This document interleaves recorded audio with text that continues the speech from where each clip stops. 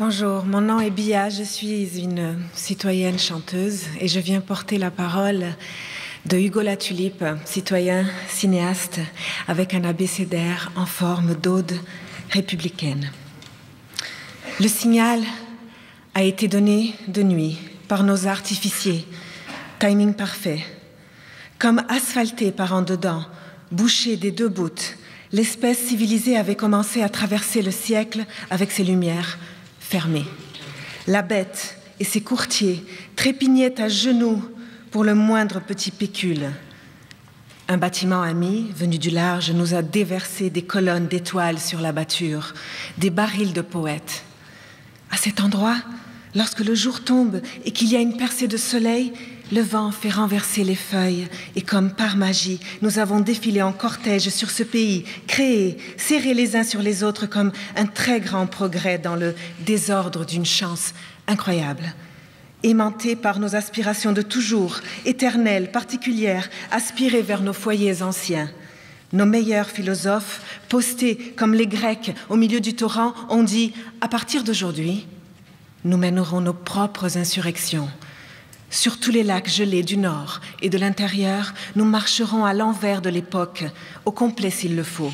Les hoquets taillés dans l'épinette de nos gisements, dégoupillés dans l'indicible, mariés à l'air polaire de travers nous, jouer dehors, avec nos enfants flèches, nos enfants fleuves, connectés à qui permet de faire sens. Keep it moving. Nos petites écoles lumineuses cracheront des bataillons de petits mondes, pas un cadeau, formés pour nous fendre, nous fracturer, formés pour nous contester l'ordre, pour nous dire que le roi est nu. Ils seront une brèche, une bravade, un mouvement de chair comme autant des hordes de caribous, et avec eux, nous réapprendrons à manger le soir autour de tables bondées d'amour. Le jour est venu d'imaginer d'autres constellations, d'autres Norvèges, d'autres Finlande, d'autres Brésil, d'autres Bolivie, de réveiller nos mots fragiles, nos mots enfouis, bafoués ou enterrés, nos mots carquois, nos voix qui disent oui, qui demandent pourquoi. Qu'est-ce qui est sacré pour un Québécois? Dans le grand effort de conscience que notre époque exige, le jour est venu d'être ce qu'on rêve, de faire ce qu'on dit. Le jour est venu de se bâtir une arche comme un pays. Au cas où l'Alberta deviendrait notre tombeau, au cas où la Déclaration universelle des droits de l'homme était brûlée sur l'autel du commerce international, une arche pour dire « voici un peuple nourri de beauté.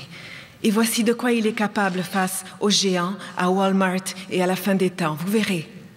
Nos filles et nos fils émergeront des bouts et, comme une forme de l'art, ils seront comme un vent chaud. Ils viendront de partout pour nous sortir le X des petites cases, pour nous remettre le feu en arrière des yeux.